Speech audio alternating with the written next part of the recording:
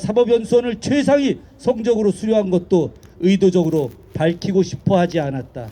왜냐하면 그는 계속해서 천민이어야 했기 때문이다. 기득권들은 이재명이 노동자를 위한 변호사가 되겠다고 선언하였을 때도 그냥 웃고 넘어갔다. 그가 아무리 발버둥을 쳐봤자 자신들 근처에도 오지 못할 것이라 생각했기 때문이다. 이재명이 성남시장이 되었을 때도 자신들을 향해 짖을 수는 있었지만 물지 못하는 개라고 생각했을 것이다. 그래서 그때까지는 이재명을 죽이려 하지 않았다. 자신들에게 대항하거나 자신들의 체제를 무너뜨릴 만한 인물이 아니라고 생각했기 때문이다. 그런데 성남시장 이재명이 갑자기 전 국민의 주목을 받는 정치인으로 성장하기 시작했다.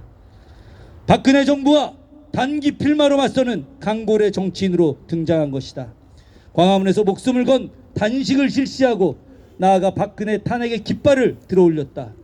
변방 출신 화전민의 아들이 중심이 돼 박근혜 탄핵이 끝내 이루어졌고 일개 시장이었던 그는 어느 순간 유력한 대선 주자가 되었다. 이때부터 기득권들은 이재명을 제거해야 되겠다는 생각을 갖기 시작했을 것이다. 이재명이 경기도지사가 됐을 때 그들의 제거 시도는 본격적으로 노골화됐다. 심지어 민주당 집권기인 문재인 정부 때에도 이재명은 기득권들의 타깃이 되었다. 그로 인해 그는 수많은 날들을 재판정에 가서 보내야만 했다. 말도 안 되는 죄목으로 기소되고 매번 스스로를 변호하면서 살아남았다. 죄를 지은 것이 없으니 살아남을 수밖에 없었을 것이다.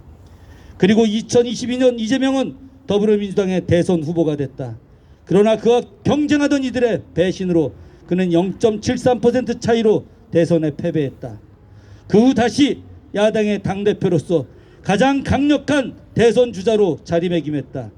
언론과 기득권은 이재명이 살아남는다면 차기 대통령이 될 것이라 확신했다. 그리고 이재명이 대통령이 되면 숨겨놓은 칼을 뽑아 자신들의 목줄을 겨눌 것이라는 두려움에 사로잡혔다. 김대중 대통령처럼 정치 보복은 하지 않고 실용적으로 화합의 정치를 하겠다는 이재명의 말을 그들은 절대 믿지 않았다.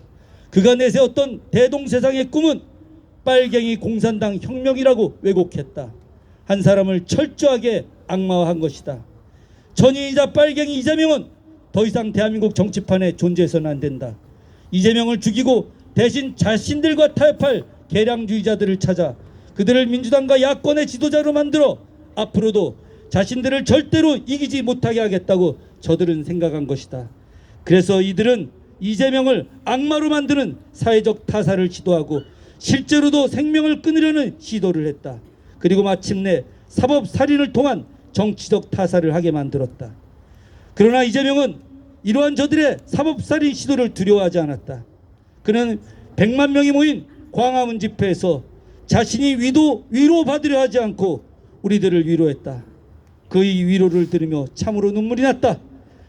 그리고 그는 이재명은 결코 죽지 않는다고 외쳤다. 그래, 이재명은 결코 죽지 않는다. 이재명이 결코 죽지 않게 내가 그와 함께 있어야겠다.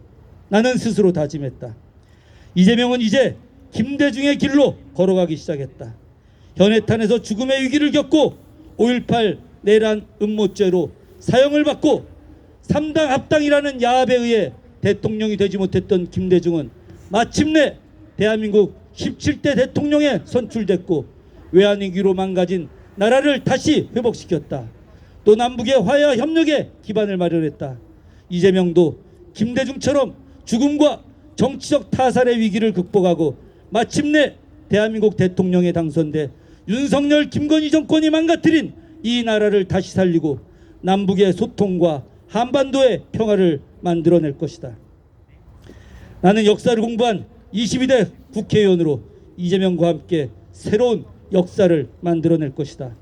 절대 지치지 않을 것이다. 법으로 세상을 지배하려는 자 법으로 망하고 칼로 권력을 잡으려는 자 칼로 망한다. 역사가 이를 증명한다.